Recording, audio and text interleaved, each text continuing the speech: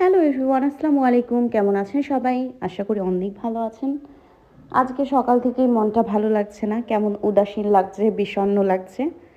তো ভাবলাম একটু রোদে গিয়ে বসবো বা জানালার ধারে দাঁড়াবো। তো জানালা খুলে রোদের দেখা পেলাম না। আজকে দেখলাম একটু ঠান্ডা ঠান্ডাই পড়েছে আমাদের এখানে। আর বাইরে একটু একটু কুয়াশা।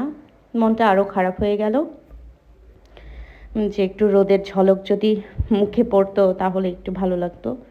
কিন্তু রোদ নেই, এই যে দেখেন বাইরে কুয়াশা। একটু দেখাচ্ছি, এখন কিন্তু 12টা বাজে প্রায়। তো দুপুর 12টা প্রায়, হ্যাঁ। তো এই যে দেখেন আজকে মেঘলা আকাশ, একদম কুয়াশা কুয়াশা, ভালো লাগছে না, এই জন্য মনটা খারাপ লাগছে। সেই সকাল থেকে আজকে রাত্রেও ঘুম হয় নাই, ভীষণ আম্মুর কথা মনে পড়ছিল। বেশ কয়েকদিন ধরেই মনে পড়ছে আম্মুর কথা অনেক বেশি। তো নামাজ পড়ে ফজরে আর ঘুমাইনি, উঠে পড়েছি। আনাবিয়ারও আজকে শরীরটা ভালো না, ওকে মালটা কেটে দিয়েছি, একটু সর্দি লেগেছে আনাবিয়ার। তো মালটা খাচ্ছে, বিছানাতে বসেই খাচ্ছে। আনাবিয়ার বাবা অফিসে চলে গেছে, ডিউটির অনেক চাপ, দেশের যা অবস্থা, তো প্রচুর চাপ ডিউটির, এই জন্য সকালবেলা চলে যায় আর রাতে আসে। আনাবিয়াকে আমাকে সময়ই দিতে পারছে না, এজন্য আরও বেশি বিষণ্ণ লাগছে। আসার কথা আছে 24 তারিখ, আব্বু আসার কথা আছে, তখন হয়তো ভালো লাগবে। আবার জানুয়ারিতে আমার শাশুড়ি ননদ ওনারা আসবেন, তখন আরও ভালো লাগবে, সবাই মিলে একসাথে ঘুরবো। আমি না ইদানিং একা থাকতে পারি না, ভীষণ কষ্ট হয়, মন খারাপ হয় আর উদাসীন লাগে, একা থাকতে পারতেছি না। আনাবিয়া আছে জন্য তারপরেও টিকে আছি, মন ভালো ওর জন্যই থাকে। ওর এক একটা কাহিনী, স্বভাব সব কিছু মিলিয়ে আলহামদুলিল্লাহ।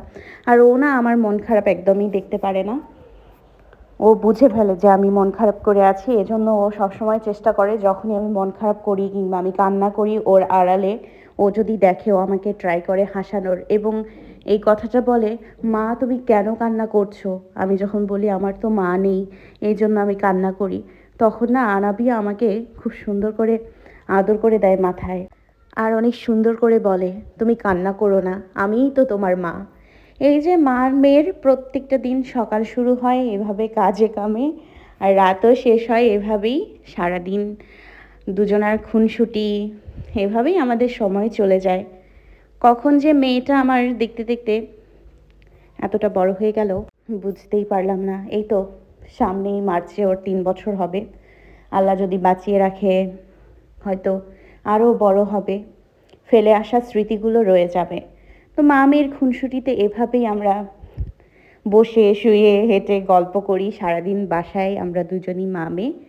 অনেক ভালো ভালো খুনসুটি হয়, অনেক মজা হয়। আবার কখনো কখনো ওর যে রাগে খুব আমারও রাগ ধরে, আবার রাগ করে থাকতে পারি না। মেয়ে আমার বুঝে ফেলে যে আমি রাগ করেছি, আর আমার একটু কিছু হলেই ও না খুব অস্থির হয়ে যায়। এই যে দেখেন আমার হাতটা একটুখানি কেটে গেল, তো ও আমাকে অলরেডি জিজ্ঞেস করছে, মা তোমার হাত কেটে গেছে? এই যে দেখেন, ও যে আমাকে এতটা গুরুত্ব দেয় আর এতটা ভালোবাসে, এরকম কেউ আমাকে করে না। একমাত্র আমার মাই ছিল যে আমার সবসময় খেয়াল রাখতো, আগলে রাখতো। সেরকম আমার মেয়েটা হয়েছে, আমার একটু কিছু হলেই ও পাগলের মতো হয়ে যায়। মাশাআল্লাহ, কেউ তো একজন আছে যে আমাকে খেয়াল রাখে। ওর বাবা তো সময়ই পায় না সারাদিন বাসায় থাকার। তো আমি বাসায় সারাদিন কী করি না করি, আমার কী বিপদ হয় না হয়, সব কিছুর সঙ্গী কিন্তু আনাবিয়া, আর ও আমাকে অনেক কেয়ার করে। তো আজকে রান্না বান্না করব, নতুন আলুর ডাল করব হাঁসের ডিম দিয়ে, তার মধ্যে শিম দিব, নতুন শিম এগুলো নেমেছে, এই শিমটা দিয়ে নতুন আলু দিয়ে আলুর ডাল সাথে ডিম দিলে কিন্তু অনেক মজা লাগে। এটা আমাদের উত্তরবঙ্গে রান্না করে এভাবে, আপনারা রান্না করেন কিনা আমি জানি না। তো আমি অনেক দিন হলো এই আলুর ডাল খাই না, সেই বাড়ির খাবারগুলো এখন অনেক মিস করি। তো আজকে তাড়াতাড়ি রান্না শুরু করব, রাত দিনের একসাথে রান্না করব, তাহলে অত প্যারা নাই, রাতে আর রান্না করতে হবে না। আনাবিয়ার বাবা অফিস থেকে সেটাই খাবে, তার সাথে যদি রাতে একটা ভর্তা বা আলু টালু ভেজে দিই, ব্যাস হয়ে যাবে। তো মা মেয়ে দুজনেই যে সবজি কাটতে বসে গেছি। আমি যখন বসে বসে কাজ করি তখন আনাবিয়া এসে আমাকে সঙ্গ দেয়। ও একা রুমে থাকতে চায় না, আমি যেখানে থাকি ও আমার পাশে এসে বসে থাকবে, না হলে আশেপাশে ঘুরঘুর করবে, খেলবে। তো এটা অনেক ভালো লাগে। ও একা একা অন্য কোনো রুমে বা রান্নাঘরে যায় না। আমার রান্নাঘরের দরজা নেই, আমি খুব ভয়ে থাকতাম আগে যে রান্নাঘরে তো দরজা নেই, যদি গ্যাসের চুলা আছে, যদি আনাবিয়া বড় হচ্ছে গিয়ে জ্বালিয়ে দেয় তাহলে তো খুব সমস্যা। মাশাআল্লাহ মেয়ে আমার অন্যান্য ঘরে দৌড়াদৌড়ি করে না, আমার সাথেই থাকে, আমি যেখানে থাকি ওখানেই থাকে, রুম থেকে তেমন একটা বের হয় না। আমি যে রুমে থাকবো ওই রুমে ও থাকবে। তো এই যে আমার সবজিগুলো কাটা শেষ হয়েছে, এখন আলুগুলো কেটে নিব। আলুগুলো কিন্তু সিদ্ধ করে নিব ডিম সহ, নিয়ে তারপর আজকে অনেক মজা করে একটা আলুর ডাল রান্না করব। আর আনাবিয়ার জন্য অন্য রান্না করব। আনাবিয়া বলছে আজকে পোলাও খাবে আর চিকেন খাবে, তো ওর জন্য আমি ঝটপট করে পোলাও আর চিকেনটাও করে নিব।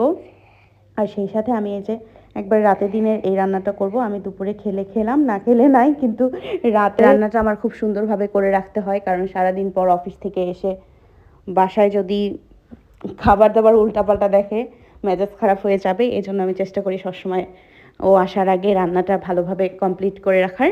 এর মাঝে আমি সারাদিন আমার রেকর্ডিংয়ের কাজ, বিজনেসের কাজ, মেয়েকে সময় দেওয়া, অন্যান্য যত যাবতীয় কাজ আছে আমার সবগুলো কমপ্লিট করে রাখি।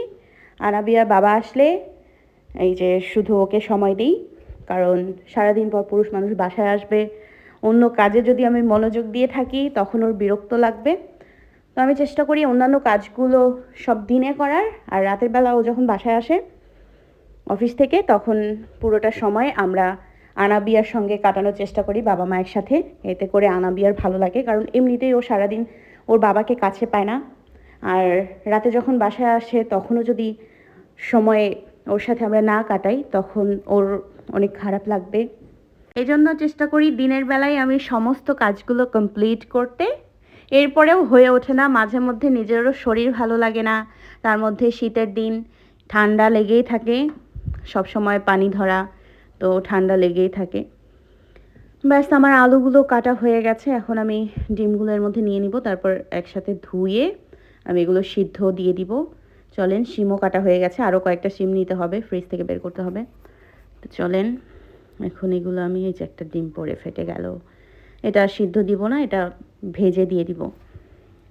তো চলেন এখন উঠে পড়ি, ঝটপট রান্নাটা শেষ করি। ভিডিও করতে গেলে কিন্তু রান্নাবান্না করতে অনেক লেট হয়ে যায়, এজন্য মাঝে মধ্যে আমি ভিডিও করি না। তো এই যে আনাবিয়ার জন্য এইটুকু পোলায় চাল নিয়েছি, আর এই যে চিকেন নিয়েছি, এগুলোকে আজকে রান্না করে দিব। এদিকে আমার আলু আর ডিমটা সিদ্ধ হয়ে গেছে, এখন আমি এই চিকেনটা আলাদা করে আগে সিদ্ধ করে নিব, তারপরে এটা ওকে আমি রান্না করে দিব, ও যেভাবে খায় সেভাবে। তো চলেন, এই যে আলু আর ডিমগুলো আমি ছিলে নিয়েছি সুন্দর করে, এখন এই যে এটা ভাজার জন্য রেডি করে রেখেছি। এর মাঝে আনাবিয়া এসে আমাকে কি বলছে জানেন? এই যে শোনেন। নাও, তুমি তো ডিম খাও না, খাবে? লবণ দিবে? খাও। লবণ দিবা? হ্যাঁ, লবণ দেওয়াই আছে। পুরোটা কিন্তু খেতে হবে, নষ্ট করলে কিন্তু বকা দিব। খাও দেখি। ওইভাবে খায় না, কামড় দিয়ে খাও। না, আমি লবণগুলো খাচ্ছি। লবণগুলো খেও না, ডিমটা খাও, কামড় দাও, কামড় দিয়ে খাও। খাও। আমি কুসুমটা খাও। খাও, নষ্ট করো না, হ্যাঁ?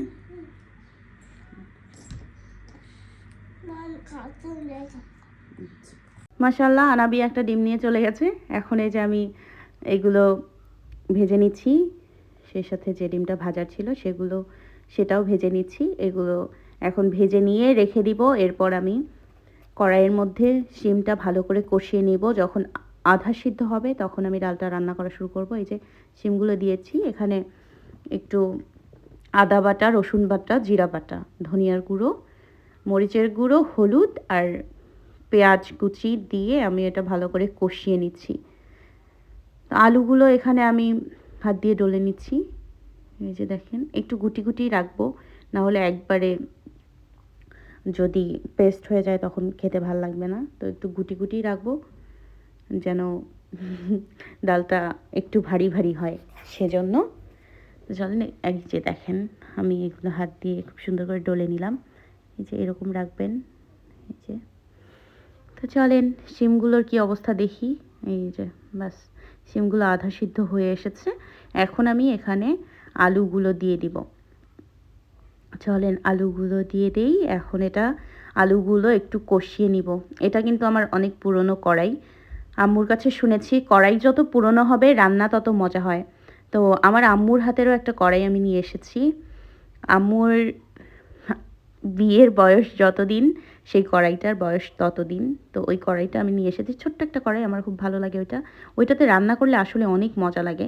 তো এগুলো আমি কষানোর পরে একটু পানি দিয়ে আবারও ভালোভাবে কষিয়ে নিব। কালারটা কিন্তু আস্তে আস্তে আসবে, বেশি হলুদ দিবেন না, যে কালার হচ্ছে না বেশি হলুদ দেই তখন কিন্তু গন্ধ করবে। এটার এই ডালটার কালারটা আস্তে আস্তে আসবে, যত ফুটবে তত কালার আসবে।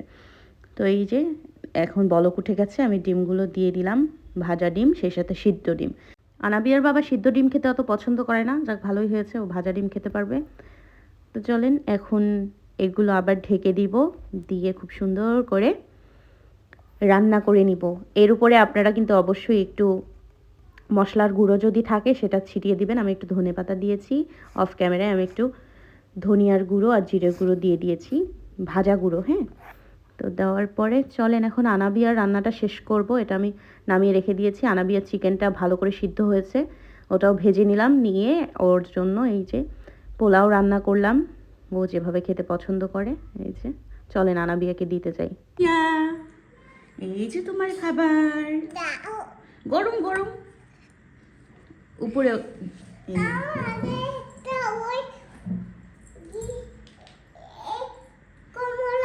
এটা ধুয়ে দিতে হবে, ধুয়ে দিই, ধুয়ে দিই। হ্যাঁ, তাহলে তুমি, আমি এটা ধুয়ে নিয়ে আসি। আচ্ছা, এটা কি? এটা তো লেগ পিস। এটা কি? লেগ পিস, এটা কি? লেগ পিস রান, মুরগি রান। না, এটা লেগ পিস। হ্যাঁ, তাহলে সবাইকে বাই বাই বলে দাও। Bye bye. আমি এখন খাওয়া দাওয়া করবো, বলো। আমি এখন খাওয়া করব। ঠিক আছে। তোমরা কি খাবে? খাবে? এখন আমিও একটু ভাত খাবো, প্রচণ্ড ক্ষুধা লেগেছে। চলেন আজকের ভিডিওটা এই পর্যন্তই, ভালো থাকবেন সবাই।